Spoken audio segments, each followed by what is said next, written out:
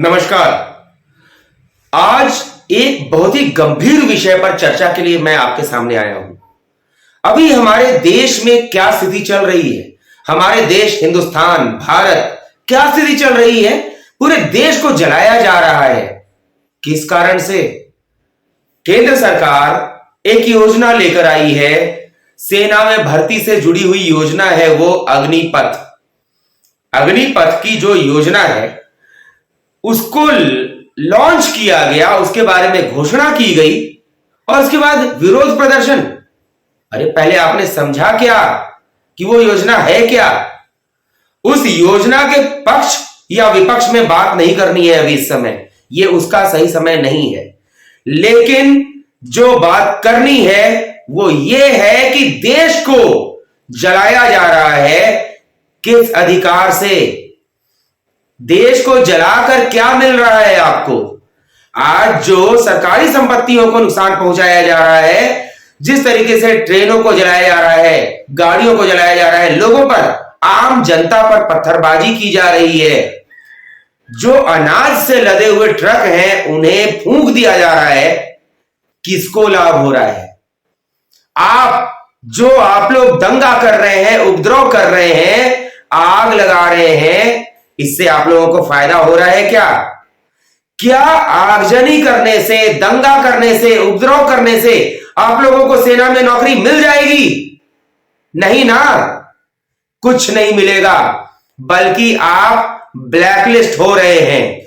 आने वाले समय में आपको नौकरी मिलना और भी मुश्किल हो जाएगा। देश को जला रहे हैं, जिस देश में रहते हैं, जिसमें खाते हैं, उसी को आग लगा रहे हैं। इससे तो अच्छा होता कि कहीं और आग लगाने से पहले अपने घर में आग लगाते, अपने घरों को फूंकते, उसके बाद तमाशा देखते, उससे जी नहीं भरता, तब जाते और कहीं आग लगाने। योजना, अग्निपथ योजना सही है, गलत है, यह चर्चा का विषय हो सकता है। सरकार किस कारण से लाई है, पहले तो यह समझना होगा। 17 साल से 21 साल को लेकर, जिनकी उम्र 17 साल से 21 साल के बीच होती, उन लोगों के लिए यह योजना लाई गई थी। यह योजना नहीं आने पर क्या इस उम्र के लोगों को नौकरी मिल जा रही थी? आप नौकरी में थे? आप जो दंगा कर रहे हैं, उपद्रव कर रहे हैं, नौकरी में थे क्या, जो आप लोगों को निकाल कर फेंक दिया गया है? जिन्हें नौकरी नहीं मिल रही थी वे भी अब इसमें शामिल हो सकते थे, और कुछ मुट्ठी भर लोगों ने छात्रों को, सेना की तैयारी कर रहे लोगों को भड़का दिया। आप ध्यान दीजिए, आप लोग जो आग लगा रहे हैं ना, इसमें सेना में भर्ती होने की तैयारी करने वाले कितने हैं?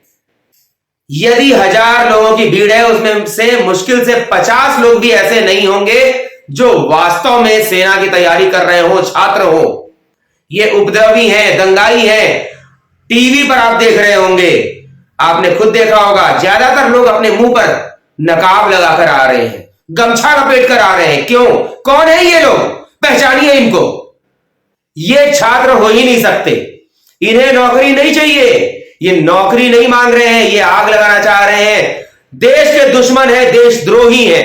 और जो छात्र इनके बहकावे में आकर आग लगा रहे हैं, उनसे पूछना चाहता हूं मैं, आग लगाने से आपको नौकरी मिल जा रही है ना? यदि ऐसा है तो सबसे पहले अपने घर को जलाइए, अपने घर में आग लगाइए, उसके बाद सरकार को बोलिए कि हमने आग लगा दिया, अब कहां लगाएं, और उसके बाद नौकरी मांगिए। पुलिस की लाठी पड़ रही है, डंडे पड़ रहे हैं, आप हमारे अपने इसी देश के लोग हैं। कुछ मुट्ठी भर लोगों के बहकावे में आकर अपना भविष्य, आने वाले बच्चों का भविष्य नष्ट कर रहे हैं आप लोग। क्या कर रहे हैं आप? जो राजनीतिक दल, खुलकर मैं ये कह रहा हूं इस मंच से, जो राजनीतिक दल इन देशद्रोहियों का साथ दे रहे हैं, उन राजनीतिक दलों को मैं मांग करता हूं केंद्र सरकार से कि उन राजनीतिक दलों को तत्काल प्रतिबंधित किया जाए, जो अपनी राजनीतिक रोटियां सेकने के लिए देश को आग के हवाले कर रहे हैं। चाहे इसमें कोई भी देश पे कई सालों तक राज करने वाली पार्टी हो, उसका साथ देने वाली पार्टियां हो, धर्म के आधार पर तुष्टीकरण के आधार पर राजनीति करने वाले लोग हों, जो भी आगजनी को सही ठहरा रहे हैं, विरोध कीजिए, लेकिन आगजनी करके जो भी इस चीज को सही ठहरा रहे हैं उन्हें तत्काल प्रतिबंधित किया जाए। और ऐसे नेताओं को जिस तरीके से 1975 में इमरजेंसी लगाई गई थी और इंदिरा गांधी जी ने, तत्कालीन प्रधानमंत्री ने, विपक्ष के नेताओं को कैद किया था, देश भर में डंडे चलवाए थे, आज की केंद्र सरकार को हो क्या गया है? क्या अपनी योजनाओं के बारे में लोगों को बता नहीं पा रहे हैं? और उसके बाद जब विद्रोह हो रहा है, समझाने के बजाय आप चुप हो जा रहे हैं। मैं तो यहां तक मांग करूंगा कि जिस तरीके से इमरजेंसी के दौर में उन नेताओं को जो देश विरोधी जिन्हें माना गया था, उसी तरीके से आज तो खुलकर देश विरोधी लोग दिख रहे हैं, जो आगजनी कर रहे हैं देश की संपत्ति को। यह देश की संपत्ति कहां से आती है? आपके हमारे टैक्स के पैसे से यह देश की संपत्ति खड़ी होती है।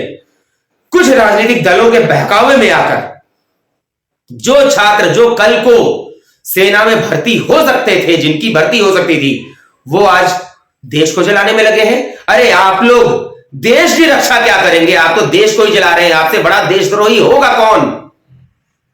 देशद्रोह में लगे हुए हैं आप तो, जो देश को जला रहे हैं। आपको यदि नौकरी मिल भी गई होती सेना में, तो जो मानसिकता आपकी है, आप क्या दुश्मन से लड़ने के लिए जाते, या आप आपस में ही अपने में अपने लोगों को, अपने समाज के लोगों को गोलियों से भून देते? आप में देश विरोधी होने के पूरे लक्षण हैं। देशभक्त तो आप हो ही नहीं सकते। सेना में जाने के लिए जो अनुशासन चाहिए, वो अनुशासन तो आप बहुत अच्छा दिखा रहे हैं। आज रेलवे स्टेशनों पर जो जनता सड़कों पर जा रही है, उनको पत्थर मारकर, गाड़ियों में आग लगाकर, अपने घरों में आग क्यों नहीं लगा रहे हैं? आज वो लोग इतने खुश हो रहे होंगे जो हमारे देश के दुश्मन हैं। जो पार्टियां देश को नष्ट करना चाहती है, तोड़ना चाहती है, टुकड़े टुकड़े करना चाहती हैं, वो तो आज खुश हैं, आपका समर्थन कर रही हैं। मैं उन पार्टियों से भी कहना चाहूंगा, जो पार्टियां इस तरह की हरकत को साथ दे रही हैं, समर्थन दे रही हैं, आपसे बड़ा देशद्रोही कौन होगा? इन पार्टियों से मैं पूछना चाहता हूं। चाहे आप खुलकर समर्थन में आए या पीछे से समर्थन करें। और न्यायपालिका से एक आग्रह मैं जरूर करूंगा। अभी कुछ दिनों में ऐसा हो रहा है कि जो दंगा में शामिल हैं, उनके पोस्टर लगाने पर मनाही हो जा रही है। आखिर क्यों? कहा जाता है कि वो निजता का उल्लंघन है, प्राइवेसी का उल्लंघन है। कौन सी प्राइवेसी? किसकी प्राइवेसी? जो दंगा करता है, उपद्रवी है, आग लगा रहा है, उसकी प्राइवेसी, उसकी गोपनीयता। कैसी गोपनीयता? जो दूसरों को मार रहा है, उसकी तो कोई गोपनीयता होती भी नहीं है। ऐसे लोगों को तो पूरी तरह से पोस्टर में छाप देना चाहिए। हर गली चौराहे पर इनका पोस्टर लगना चाहिए, ताकि हर आने जाने वाला व्यक्ति इन्हें पहचाने और जाने कि कौन है हमारे देश के, हमारे अपने दुश्मन, हमारे समाज के दुश्मन। कुछ सरकार अपने तुष्टीकरण के लिए इसका विरोध करती है। मैं न्यायपालिका से आग्रह करूंगा, केंद्र सरकार से आग्रह करूंगा कि ऐसा कानून लाया जाए जो उपद्रव करने वालों को, देशद्रोहियों के पोस्टर को जगह जगह चौराहों पर, हर गली मोहल्ले में चिपकाने की अनुमति देता हो। ऐसे लोगों को सार्वजनिक रूप से घेर कर पुलिस के हवाले किया जाना चाहिए। जो इनका बचाव करते हैं, राजनीतिक पार्टियां जो इनका बचाव करती हैं, मैं उनसे पूछना चाहूंगा कि क्या उन दंगाइयों का बचाव करके आप सत्ता तक पहुंचने का जो प्रयास कर रहे हैं, क्या यह देश आपका नहीं है? इस देश में रहने वाले लोग आपके नहीं हैं? देश की संपत्ति आपकी नहीं है? जो आप दंगा का, देश को टुकड़े टुकड़े करने का समर्थन कर रहे हैं, इससे घृणित क्या होगा? जो हिंसा हो रही है आज देश में, तत्काल बंद होनी चाहिए। बंद नहीं होती है तो यह आपके लिए बहुत भयंकर होने वाला है। आने वाला समय जब आपके पास रहने को कोई आशियाना नहीं होगा, ठिकाना नहीं होगा। सरकार भी शांत नहीं है, आप ध्यान रखिए इस बात को। आपकी पहचान हो रही है। आज नहीं तो कल देश में वो कानून आने वाला है कि आप जैसे दंगाइयों के पोस्टर लगाने की अनुमति मिल जाएगी। कुछ राज्य भले इसका विरोध करें, राजनीतिक दल भले विरोध करें, लेकिन जो भी इसका विरोध करते हैं वो तो वास्तव में देशद्रोही हैं। वो उनकी निजता की बात करते हैं जो अपराधी हैं, दंगा करने वाले हैं, उनकी निजता का सम्मान करते हैं। जो पीड़ित हैं, जो लोग सड़क पर जा रहे हैं अपने परिवार के साथ, उन्हें पत्थर लग रहा है, उनकी गाड़ियां फूकी जा रही हैं, क्या उनका कोई मानवाधिकार नहीं है? उनके अंदर जीवन जीने की इच्छा नहीं है? धिक्कार है ऐसे राजनीतिक दलों पर। और आज केंद्र सरकार से भी मैं पूछना चाहूंगा, केंद्र सरकार इतनी लाचार कब से हो गई, क्यों हो गई? सीखिए आप। हमारे ही देश की प्रधानमंत्री थी वो इंदिरा गांधी, जिनकी एक ललकार पर पाकिस्तान को घुटने पर ला दिया गया था। इंदिरा गांधी ने अपने आप को जिस मजबूती के साथ खड़ा किया था, उसे इंदिरा गांधी से सीख लीजिए आप। देश आज भी इंदिरा गांधी को उनके मजबूत इरादों के लिए याद करता है। सीखने की जरूरत है केंद्र सरकार को, आज की मोदी सरकार को उस समय की प्रधानमंत्री इंदिरा गांधी जी से, स्वर्गीय इंदिरा गांधी जी से सीखने की आवश्यकता है। उनकी जो भी चीजें देश को बचाने के लिए आवश्यक थी, उन्होंने किया था। आज मोदी जी, आप और आपकी सरकार, मैं ये नहीं कह रहा कि आपकी योजना कितनी अच्छी है, कितनी बुरी है, लेकिन आपकी योजनाओं के बाद जो तांडव हो रहा है देश में, पहले आप लोगों को समझाने में विफल क्यों रह रहे हैं? पूरी तरह से विफलता। और जब दंगा उत्पन्न होने लगता है, जिन लोगों ने यह सब काम किया है, देश को जो जला रहे हैं, उनकी पहचान की जाए। इस तरह का नियम बनाया जाए कि उन लोगों को जो दंगे में शामिल हैं, उन्हें अभी तो क्या, जीवन में कभी भी सरकारी नौकरी तो क्या, किसी भी तरह की नौकरी ना मिले, ना प्राइवेट ना सरकारी। उन्हें हमेशा के लिए नौकरी से वंचित किया जाए। उन्हें किसी भी तरह का बिजनेस स्टार्टअप शुरू ना करने दिया जाए। लोन लेने की योग्यता उनकी समाप्त की जाए, वो अपना व्यवसाय ना कर सकें, ये कानून बने। विदेशों से सीखने की आवश्यकता है। आपको ध्यान होगा, कुवैत छोटा सा मुल्क है, छोटा सा देश, वहां पर भारत की नेता नुपुर शर्मा के विरोध में प्रदर्शन हुआ। उस छोटे से देश ने प्रदर्शन में शामिल लोगों को गिरफ्तार करने की बात कही और उन्हें अपने देश से निकालने की बात कही।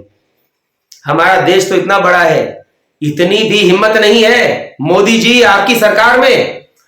जिन लोगों ने दंगा किया, अभी जो देश में चल रहा है, अग्निपथ योजना को लेकर दंगा चल रहा है, उसमें शामिल लोगों को चिन्हित करें, उनके परिवारों को चिन्हित करें, क्योंकि इसमें परिवार भी दोषी हैं। वो परिवार जो अपने घर के बच्चों को संभाल नहीं पा रहे हैं, अपने घर के बच्चों को दंगा करने के लिए बाहर छोड़ दे रहे हैं, उन परिवारों को पहचाना जाए। उनके परिवारों की भी पूरी तरह से वो हालत की जाए, पूरे इलाके में पोस्टर छपवाया जाए, सामाजिक बहिष्कार किया जाए। उनके परिवार भी यदि सरकारी नौकरी में है, तत्काल उन्हें सरकारी नौकरी से बेदखल किया जाए, निकाला जाए। उन्हें किसी तरह का व्यवसाय करने का अवसर ना मिले, ऐसी योजना बननी चाहिए। हमारे यहां योजना बन जाती है। किसान कानूनों की स्थिति आपको पता है, एक से एक पढ़े लिखे किसान, कानूनों के जानकार, किसानों के जानकार, कृषि क्षेत्र के जानकार, सभी ने उन कानूनों का समर्थन किया था, लाभ बताया था। कुछ मुट्ठी भर नेता जो खुद को किसान नेता कहते हैं, जिनकी अपनी खुद की कोई गरिमा नहीं है, चुनाव भी लड़ चुके हैं, लेकिन क्या हालत हुआ आप सभी जानते हैं। और किसान कानूनों के नाम पर देश में एक अलग आग लगाने की राजनीति की गई थी। उनकी आज क्या स्थिति है, कोई पूछ नहीं रहा। लेकिन केंद्र सरकार किसानों को उस कानून का लाभ नहीं बता सकी। अग्निपथ योजना, अब मैं आ रहा हूं उस बात पर। अग्निपथ योजना को समझने की आवश्यकता है। जिन्हें नौकरी मिलने का कोई अवसर नहीं था, कोई चांस नहीं था, उन्हें भी अवसर मिलने का इसमें चांस दिया जा रहा है। और जिन 75% लोगों को अग्निपथ योजना के बाद क्या होगा यह बात कही जा रही है, उन्हें और भी अच्छे अवसर मिलेंगे, ऐसी योजना है। उन्हें असम राइफल्स में, सीआरपीएफ में, कई जगह उन्हें आरक्षण के आधार पर नौकरी मिलेगी, बैंक से लोन मिलेंगे आसानी से, व्यवसाय करना उनका आसान होगा, अन्य क्षेत्रों में उन्हें नौकरी के अवसर बढ़ जाएंगे। लेकिन ये योजना के लाभ तो केंद्र सरकार बता नहीं पाई।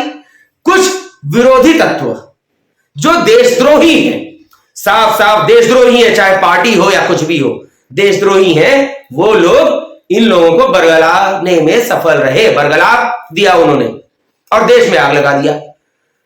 इसलिए तत्काल ये हिंसा रुकनी चाहिए। आज अभी इसी वक्त हिंसा रोकी जानी चाहिए।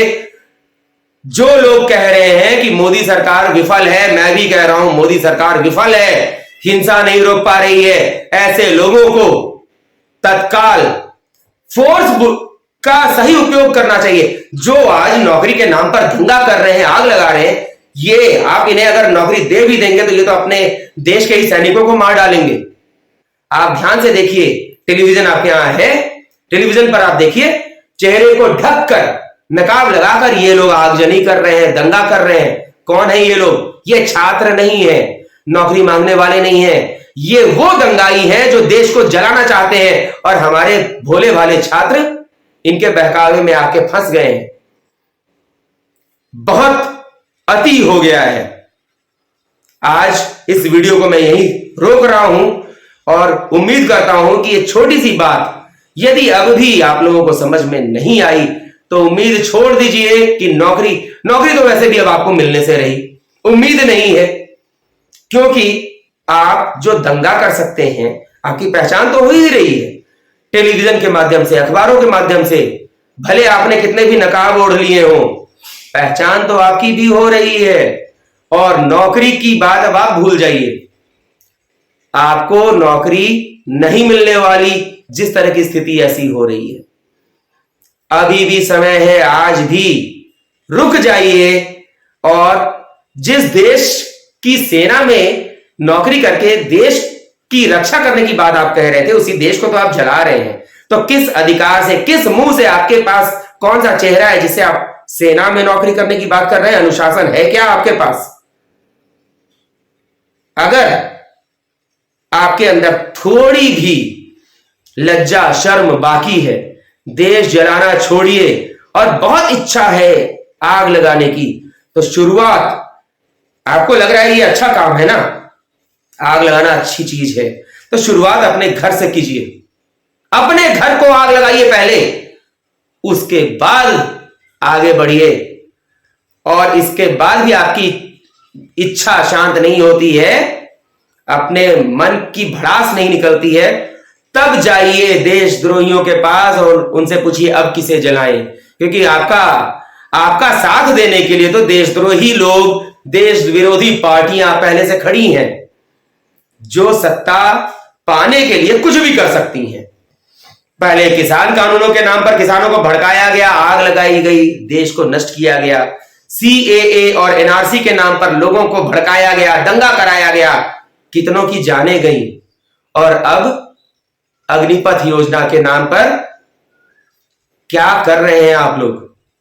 शुरुआत कीजिए अपने घर से, आग लगाइए अपने घर से, और उसके बाद जब आपका घर जलकर खंडहर बनके शांत हो जाएगा, उसके बाद सरकार के सामने जाकर सर पटक के माफी मांगिए और तब नौकरी मांगिए। क्योंकि अभी की स्थिति में नौकरी मिलने की उम्मीद तो छोड़ ही दीजिए। और यदि आपको नौकरी मिल जाती है तो इस देश का सत्यानाश होने से कोई नहीं बचा सकता। क्योंकि आप जैसे सत्यानाशी लोग जो देश को जला रहे हैं, वो देश को बचाएंगे क्या?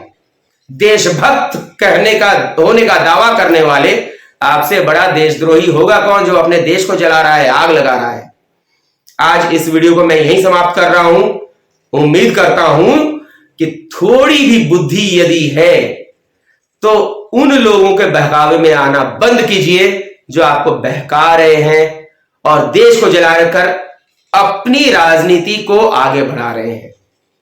जय हिंद, जय भारत।